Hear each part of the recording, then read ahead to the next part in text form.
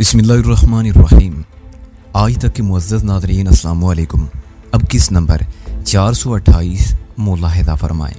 मैं उनके अंदर पहुंचने तक इंतज़ार करने पर मजबूर था और इस सिलसिले में मुझे कोई लंबा चौड़ा इंतज़ार नहीं करना पड़ा। अगले ही लम्हे 4 गन बरदार मोहतात अंदाज में बंगले के अंदर दाखिल हो गए। उनकी पुश्त मेरी जानिब थी, ताहम वो जल्दी मेरी निगाह में आ गए। मुझे 100% यकीन था कि उन्होंने मुझे नहीं देखा होगा, वरना पहले वो मेरी खबर लेते, फिर बंगले वालों की खैरियत पूछने के लिए आगे बढ़ते। वो रात का वक्त था और मुझे इस आड़ में अच्छी खासी तारीकी मयसर थी। मैं गार्ड रूम की दीवार के साथ साथ पीछे खिसकने लगा। जब मेरे निशाने और लाशों के दरमियान वो पहुंचे तो बैरून ने निशाना बनाने का फैसला कर लिया। इस लम्हाती फैसले के साथ ही मैंने अपनी गन को सीधा किया, लेकिन ट्रैगर दबाने की नौबत ना आई। उसी लम्हे मुझे अपनी पसलियों में चुभन का एहसास हुआ। उसके साथ ही एक धमकी अमेज आवाज मेरी समाज से टकराई, गन फेंक कर हाथ ऊपर उठा लो वरना मैं तुम्हारे गुर्दे को छेड़ डालूंगा। इस खिलौने को हटा लो लियान। मैंने जुमला मुकम्मल होने से पहले ही उसे पहचान लिया। उसने मेरी आवाज़ को पहचान लिया था। उसका पिस्टल बरदार हाथ एक झटके के साथ मेरी पसलियों से दूर चला गया। मैं जिस मुकाम पर खड़ा था वहाँ गहरी तारीकी का राज था, इसलिए लियान मुझे देख नहीं पाई थी और उसने मुझे दुश्मन समझते हुए टारगेट बना लिया था। पता नहीं वो यहाँ छुपी क्या कर रही थी। मैं उसकी तरफ पलट गया। तुम ठीक तो हो ना? मैं बिल्कुल ठीक हूँ, वो सरगोशियाना लहजे में बोली। मैंने कहा, मैं थोड़ी देर पहले तुम्हें बाय टैक्सी में देख चुका हूँ। हमारे दरमियान वो गुफ्तगू नहायत ही धीमे अंदाज में हो रही थी। यहाँ कब से छुपी बैठी हो? मुझे उस बदबख्त की वजह से यहाँ आना पड़ा। उसने एक सम तारीकी में इशारा करते हुए कहा। ये गेट खोलने के बाद मेरे पीछे पड़ गया था। मैं फौरन से पेशतर समझ गया। उसका इशारा उस मुसल्ला चौकीदार की जानिब था जो मुझे कहीं दिखाई नहीं दे रहा था। मैंने मानीखेज अंदाज में उससे पूछा, इस बदबख्त से पीछा छूट गया या कोई कसर बाकी है? वो बताने लगी, मैं टैक्सी से निकलकर तुम्हारी तरफ आ रही थी कि इसने मुझे देख लिया। इससे पहले कि मैं कोई चाल चलती इसने बड़ी फुर्ती से मुझे गन पॉइंट पर रख लिया। मुझे मजबूरन इसके हुक्म पर बंगले के अंदर आना पड़ा। एक तरह से इसने मेरा मकसद पूरा कर दिया था। मैं भी फौरन तुम्हारे पास पहुंचना चाहती थी, लेकिन मैं उस वक्त गार्ड की गन के निशाने पर थी।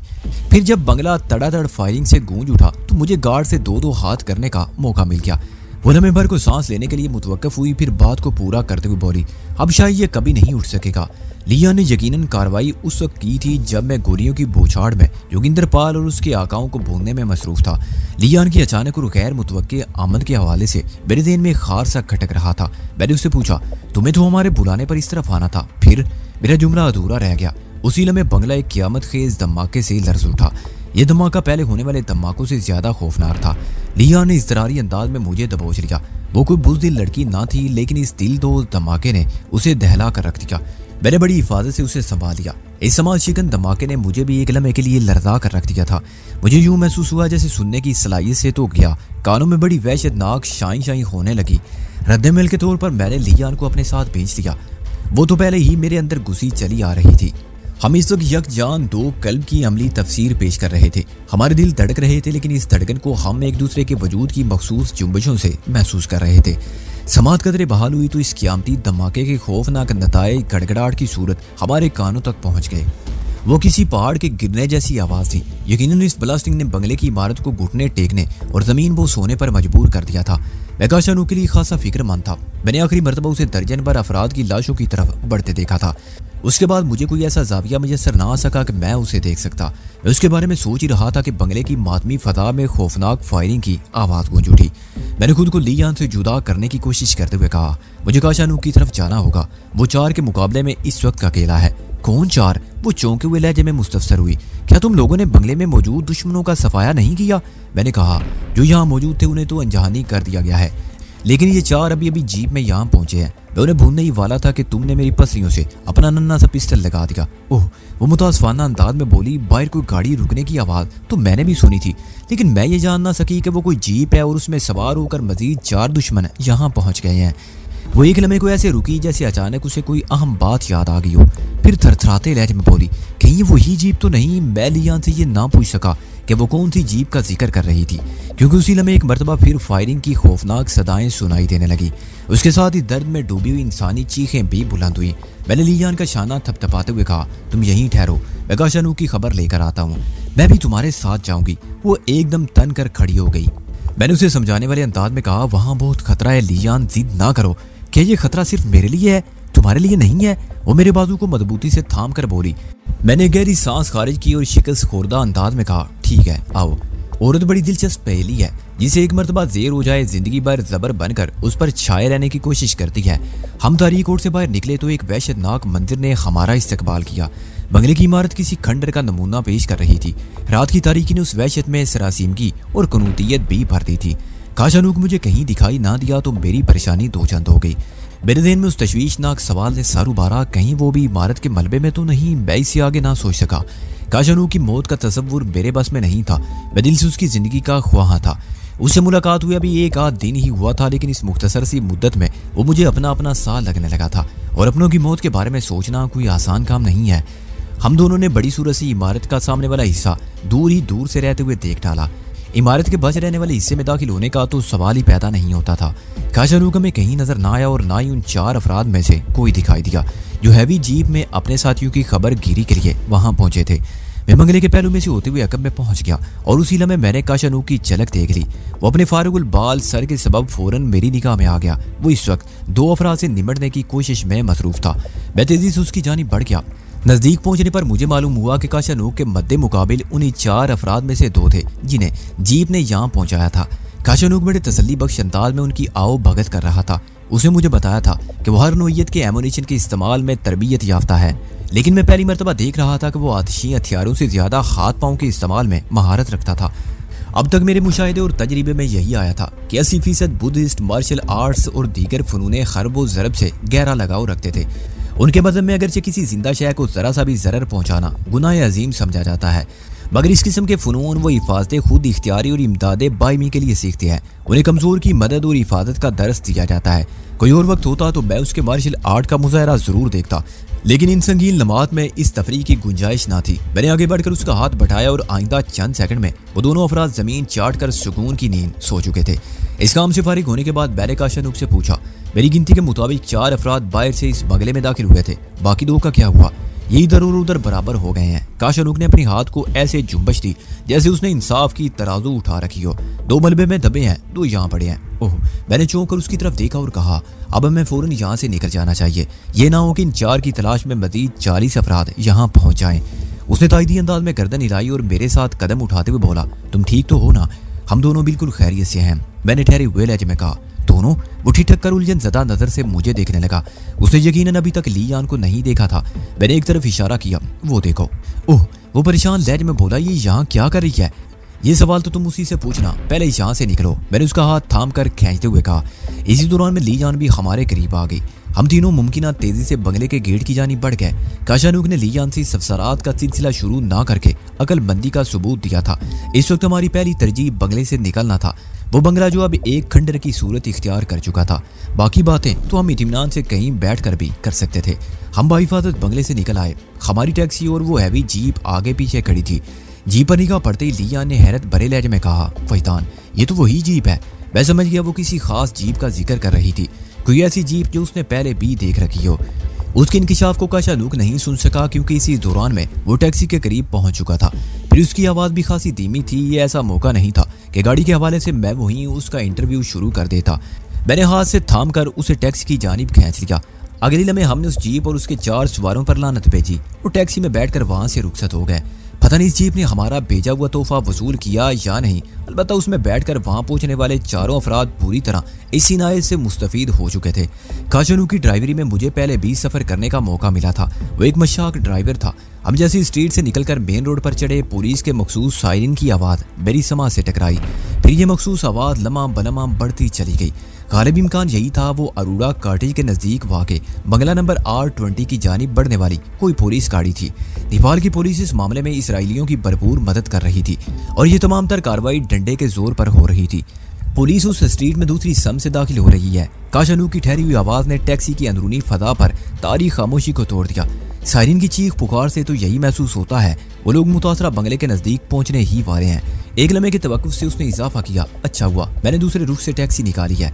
काश अनूक की बात सुनकर मैंने गौर किया तो पता चला हम जुनूब से शुमाल की सम सफ़र कर रहे थे।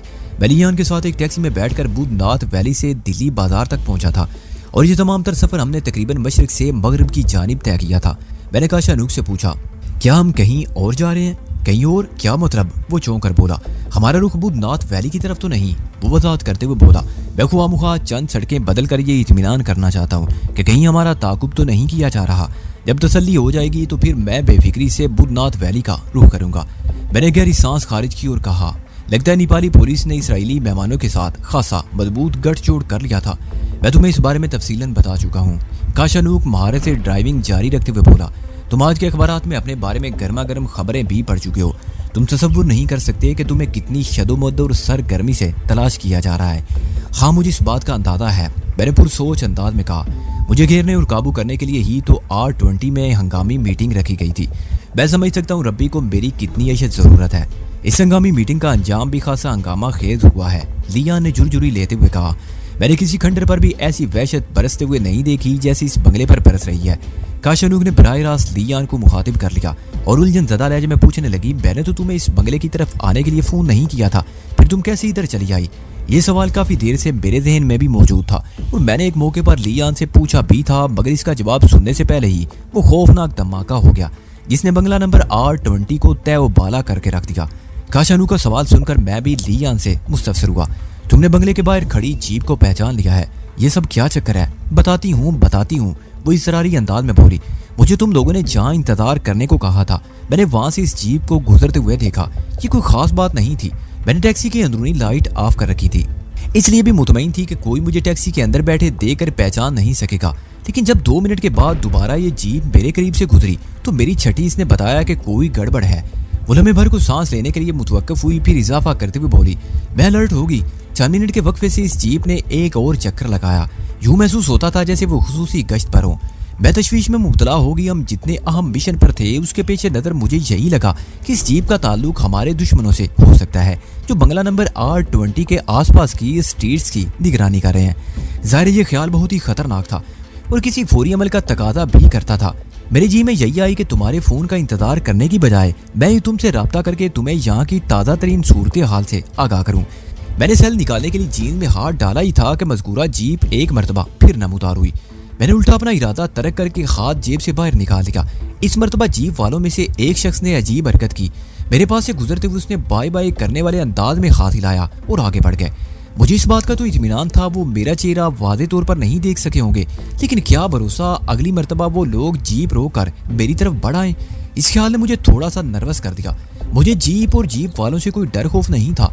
असल बात यह थी कि उससे उलझने के बाद कहीं हमारे मिशन में कोई रखना ना पड़ जाए। मैंने चलने में इंतजार किया, लेकिन इस मरतबा उन्होंने वापसी में ताखीर का मुजाहरा नहीं किया। पता नहीं किसी लंबे राउंड पर निकल गए थे। मुझे इस मोहलत से फायदा उठाना था। मैंने बड़ी सूरत से सेल निकाला और उसके कीपैड पर काशानूक का नंबर पंच करने ही वाली थी कि खौफनाक धमाका हुआ। मैं समझ गई कि तुम लोगों ने कार्रवाई का आगाज कर दिया है। इन लम्हात में तुम्हें डिस्टर्ब करना ठीक नहीं था, इसलिए मैं टैक्सी को लेकर बंगले की तरफ आ गई। वो चंद लम्हात के लिए रुकी, फिर अपनी बात को पूरा करते हुए बोली, उसके बाद बंगले के गेट पर जो वाकया पेश आया उसकी तफसील मैं तुम्हें बता चुकी हूँ। आखिरी जुमला उसने मेरी तरफ देखते हुए अदा किया था। मैं जान के उसका इशारा चौकीदार से निमटने की तरफ था। जीप में सवार जिन अफराद को मैंने और काशानूक ने R20 में फिट किया वो वही लोग थे जो इस बंगले की निगरानी पर मामूर थे। अब वो किसी भी किस्म की निगरानी से मजबूर हो चुके थे। बाहर पड़े 2 के बारे में तो कहा जा सकता था शायद वो बच जाएं, लेकिन इमारत के मलबे के नीचे दब जाने वालों के हवाले से कोई भी बात यकीन से नहीं कही जा सकती थी। बहरहाल ये लियान की खुशकिस्मती थी कि वो जीप वालों से उलझे बगैर बंगले के गेट तक पहुंचने में कामयाब हो गई, और मुसल्ला चौकीदार की बदकिस्मती कि वो नादानी में लियान से उलझ बैठा था। लियान के खामोश होने पर मैंने कदरे इत्मीनान भरे लहजे में कहा, अल्लाह का शुक्र है कि हम अपने मिशन में कामयाब रहे। हमारे खिलाफ साजिश करने वाला इसराइली टोला और उनके सामने दुम मिलाने वाले जोगिंदर पाल जैसे लोगों का सफाया होगा। जो भी हुआ अच्छा ही हुआ। मैं तुम्हारी बात से इत्तफाक करता हूँ वैतान। काशानूक की गंभीर आवाज टैक्सी के अंदर गूंजी तो मैं चौंके बिना ना रह सका। वो कह रहा था, अब तक जो भी हुआ अच्छा ही हुआ, मगर अब अच्छा नहीं हो रहा। क्या मतलब है तुम्हारा? मैं गड़बड़ा कर रह गया। वो बोला, हमारा ताकुब किया जा रहा है। ओह, मैं बेइख्तियार पलट कर पीछे देखा और दंग रह गया। हैरत इस बात पर नहीं थी कि कोई हमारे ताकुब में लग गया था, बल्कि मेरे उछलने का सबब ये था कि ताकुब करने वाली वही जीप थी जिसे मैं बंगला नंबर R20 के सामने खड़ा छोड़ आया था। जब हम वहां से रुखसत हुए तो वो जीप खाली थी। उस पर सवार होकर वहां पहुंचने वालों को हमने इस काबिल नहीं छोड़ा था कि वो हमारा पीछा करने की जुरात फरमाते। फिर ये क्या चक्कर था? हमारी टैक्सी और उस जीप के दरमियान इतना फासला था कि मैं उसके अंदर मौजूद अफराद की तादाद का सही तौर पर अंदाजा नहीं लगा सकता था। एक लम्हे के लिए मेरे ज़हन में यह भी आया कि मुमकिन है ये उस जैसी कोई दूसरी जीप हो। मगर दूसरे इला में लिया ने इस खुशगुमानी की यकसर तरदीद कर दी। काशानू की बात पर वो भी मुड़कर मेरी तरह अकब में देख रही थी। पुरसरसराते लहजे में बोली, ये कैसे हो सकता है वजदान, ये तो वही जीप है।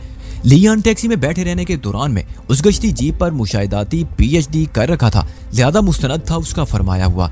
उसी तरह हैरत मुझे भी थी कि इतनी जल्दी वो खाली जीप हमारा ताकुब करते हुए वहां तक कैसे चली आई थी। बहरहाल ये जैसे तैसे और कैसी भी हुआ था हो चुका था। मैंने काशानू को मुखातिब करते हुए तशवीशनाक लहजे में कहा, इस जीप से जल्द अज जल्द पीछा छुड़ाने की कोशिश करो। यही कोशिश कर रहा हूँ बास, वो गहरी संजीदगी से बोला। मैं टैक्सी से बाहर देखने लगा। इस वक्त हम दिल्ली बाजार और कंपल पुखारी के दरमियान जुनूब से शुमाल की तरफ जा रहे थे। रात के 10:30 बज चुके थे। मौसम इंतहाई सर्द था, जिसकी वजह से सड़क पर रश ना होने के बराबर नजर आ रहा था। इस सूरत में जीप वाली रफ्तार बढ़ाकर आनन फानन हमारे सर पर पहुंच सकते थे और मैंने एक भी ताकत झांकी के दौरान में बाखूबी अंदाजा लगा लिया था कि वो लोग बतदरीज अपनी रफ्तार में इजाफा करते जा रहे थे। नतीजे के तौर पर हमारे दरमियान खाइल फासला कम से कम होता जा रहा था। होटल लिहाज से गुजरने के बाद काशानूक ने टैक्सी को दाईं जानी मोड़ दिया और बोला, वजदान मैंने डाज देने की कोशिश करता हूँ, तुम पूरी तरह तैयार रहना। उसने लफ्ज तैयार पर खासा जोर दिया था और मैं उस जोर का मतलब जानता था। बंगला नंबर R20 से निकलते वक्त हमने खतरनाक गन्स भी अपने साथ रख ली थी, जिनके बलबूते पर इस बंगले के मकीनों को मौत के घाट उतारा था। इसके अलावा हमारे पास हैंड ग्रेनेड का भी अच्छा खासा स्टॉक मौजूद था। मैंने काशानूक से पूछा, गन या ग्रेनेड? फिलहाल गन का इस्तेमाल ज्यादा मुनासिब रहेगा। वो ड्राइविंग पर तवज्जो मरकूज रखते हुए बोला, तुम फायरिंग करके उन्हें अपने ताकुब से रोको, मैं डाजिंग करूंगा। अगर ये हिकमत अमली कामयाब रही तो काम चल जाएगा, वरना फिर हम दूसरा तरीका अपनाने पर मजबूर हो जाएंगे। Okay, I am ready. मैंने गन पर ग्रिफ्ट मजबूत करते हुए फैसला कुन लहजे में कहा, फिर लियान की तरफ देखते हुए ताकीद की, मैं जैसे ही फायर करूं तुम खुद को सीट पर गिरा लेना, ठीक है? तुम मेरी तरफ से बेफिक्र हो जाओ। इसी दौरान में मुताकब जीप हमसे और करीब हो गई। अब वो बड़ी तेजी से रफ्तार में इजाफा कर रहे थे। ये सड़क कदरे वीरान और कम मसरूफ थी, शायद वो हमें यहीं घेरने का इरादा रखते थे। इस फासले को कम होने के बायस मैं जीप के अंदरूनी माहौल को समझने के काबिल हो गया। उस जीप में सिर्फ 2 अफराद मौजूद थे, एक ड्राइविंग सीट पर और दूसरा अकबी नशिस्त पर। अकबी नशिस्त वाले मजकूरा शख्स के हाथों तक मेरी निगाह ने रसाई हासिल की तो मुझे चौंक जाना पड़ा। वो एक हाथ गन को थामे आहिस्ता आहिस्ता बुलंद हो रहे थे। मुझे ये समझने में किसी दिक्कत का सामना नहीं करना पड़ा कि वो शख्स हमारी टैक्सी पर फायरिंग का इरादा रखता था। शायद वो इस मौके के इंतजार में था कि उनकी जीप हमारी टैक्सी के मुतवादी आ जाए। मैं उसे ये मौका क्यों कर देता? डाउन डाउन, मैंने लीजान की तरफ देखते हुए इज़्तिरारी अंदाज में कहा और अपनी साइड के शीशे को गिराकर गन समेत अपने बालाई धड़ को टैक्सी से बाहर निकाल लिया। ये एक इत्तेफाक था कि दोनों जानिब से बैक वक्त फायरिंग हुई। फजा में मखसूस होलनाक तड़तड़ाहट गूंज उठी। मैं जीप के अगले टायरों को निशाना बनाते हुए एक मुख्तसर ब्रेस्ट फायर किया ताकि उन्हें ताकुब से रोका जा सके। उसके बरक्स जीप में मौजूद गन बरदार ने टैक्सी को रोकने के लिए उसके अगबी टायरों को फाड़ने की कोशिश की थी। दोनों गाड़ियां बुरी तरह डगमगाई, ताहम हर दूसरी के टायर महफूज रहे। इस डगमगाहट का ये नतीजा बरामद हुआ कि हमारे दरमियान फासला बढ़ गया। मेरी फायरिंग के नतीजे में जीप की रफ्तार में कमी वाक़ई हुई थी, जबकि काशानूक ने टैक्सी की रफ्तार को खतरनाक हद तक बढ़ा दिया था। लियान को खुद को सीट पर गिरा रखा था। वो वहीं पड़े पड़े बोली, ये कमबख्त ऐसे नहीं मानेंगे, इन्हें हैंड ग्रेनेड से उड़ा दो वजदान। वो बाज नहीं आए तो मुझे यही तरीका इख्तियार करना पड़ेगा, मैंने अटल लहजे में कहा। काशानूक की गंभीर आवाज उभरी, वजदान आगे थोड़े फासले पर होटल रेड हाउस है, मैं वहाँ टैक्सी को बाईं जानी मोड़ दूंगा। वहां से आगे निस्बतन ज्यादा सुनसान इलाका है, वहां खामोशी और सन्नाटे का राज होगा। तुम जज कर लो, अगर फायरिंग से काम ना चल सके तो हैंड ग्रेनेड को आजमाया जा सकता है, लेकिन जो भी करना है फौरन ही कर डालो। वो लम्हे भर को मुतवक्किफ हुआ, फिर बात को मुकम्मल करते हुए बोला, 2 तरफा होने वाली फायरिंग ने कानून के मुहाफ़िज़ों को इस तरफ मुतवज्जो कर दिया होगा।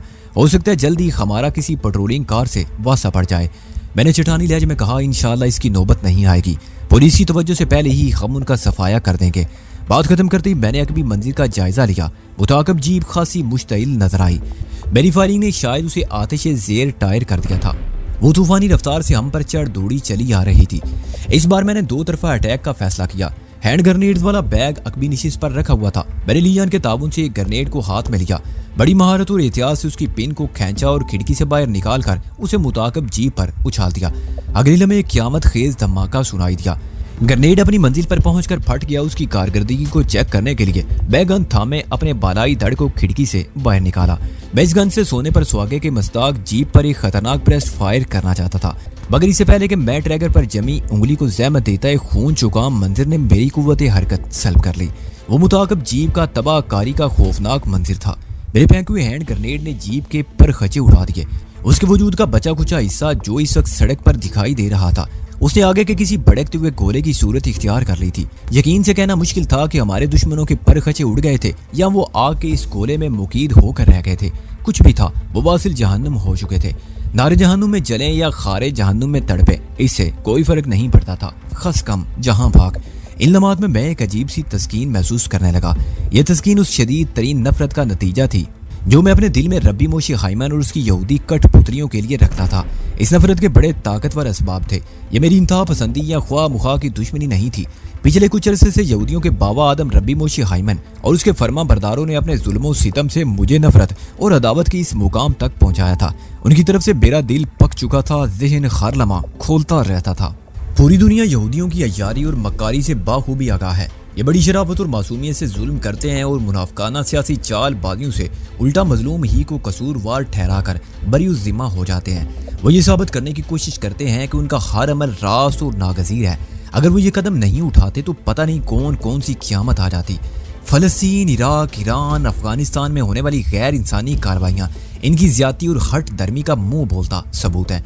लेकिन मुसलमान एक ही तरीके से बच सकते हैं उनसे, और वो तरीका सिर्फ एक ही है, सीना तान कर जिहाद करना। जिस तरह हमारे तालिबान भाइयों ने अमेरिका को दुम दुबा कर भागने पर मजबूर कर दिया, जो खुद को खुदा और सुपर पावर समझता था। तारीख गवाह है, यहूदियों की राय रास्त दिखाने का सेहरा हिटलर के सर जाता है।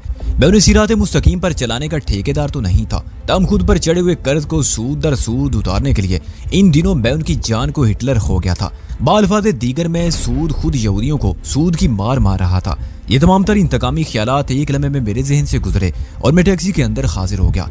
मेरे खस कम जहां पाक की इज़ार पर उन दोनों ने सुख की सांसें ली। काशानूक ने कहा, वैदान, लाड़बुदा की मेहरबानी से हमने इन खबीसों से निजात तो पा लिया, लेकिन अभी तक मेरा जहन उसी नुक्ते पर अटका हुआ है कि खाली जीप हमारे ताकुब में कैसे लग गई। मैं समझ गया वो क्या कहना चाह रहा था, मगर सूरत-ए-हाल की कशीदगी को दूर करने के लिए मैंने संजीदा लहजे में छेड़ा, अजीब बात करते हो तुम भी। वो जीप खाली कहाँ थी? मैंने खुद अपनी आंखों से उसके अंदर दुश्मनों को बैठे देखा था। क्या कोई खाली जीप यूं फराटे से सड़क पर दौड़ सकती है? ना सिर्फ वो जीप हमारे ताकुब में दौड़ी चली आ रही थी, बल्कि हमारी टैक्सी का शिकार करने के लिए उसमें से बाकायदा फायरिंग भी की गई थी।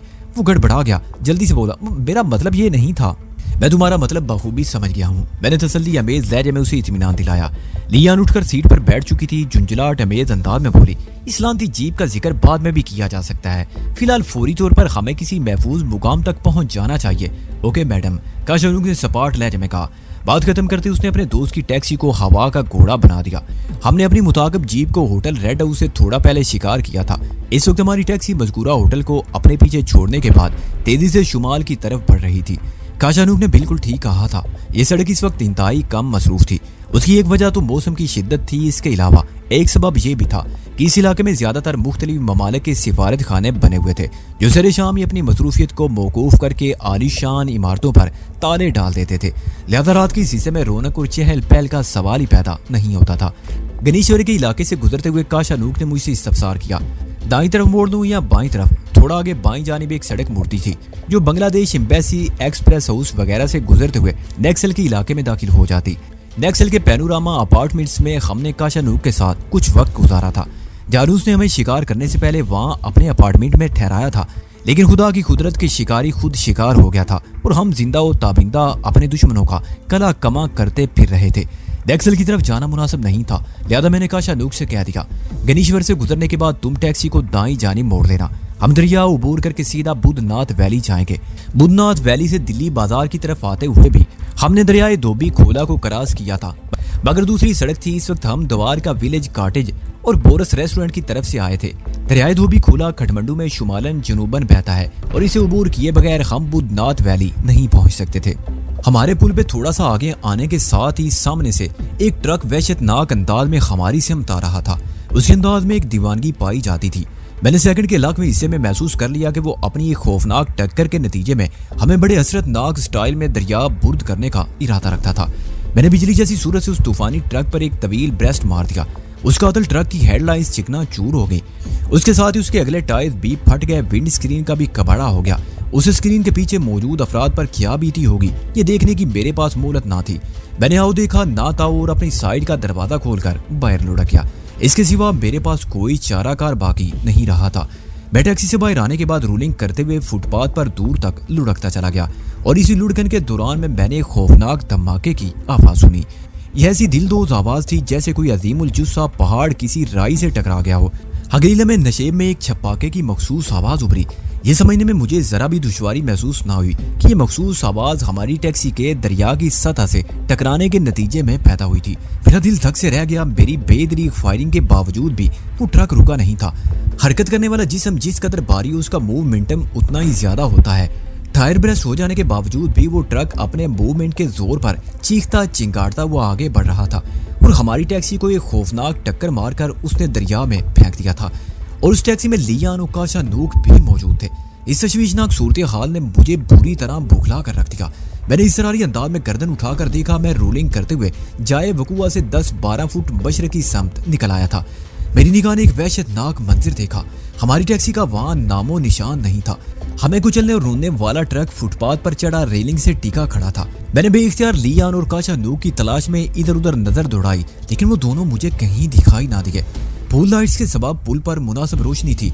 अगर उन्होंने मेरी तरह दरिया बुर्द होने वाली टैक्सी में कूदने की कोशिश की होती तो वो कहीं ना कहीं जरूर नजर आ जाते। तो क्या वो दोनों भी टैक्सी के साथ ही दरिया में चले गए थे? इस होलनाक ख्याल ने मुझे दहला कर रख दिया। दरियाए धोबी खोला में इन दिनों बहुत ज्यादा पानी तो नहीं था, लेकिन इतना जरूर था कि एक टैक्सी क्या कोई डबल डेकर बस भी बासानी उसकी तह में बैठकर देखने वालों की निगाह से ओझल हो सकती थी। मैंने खतरनाक ऑटोमेटिक गन को मजबूती से संभाला और मोहतात कदमों से ट्रक की जानिब बढ़ने लगा।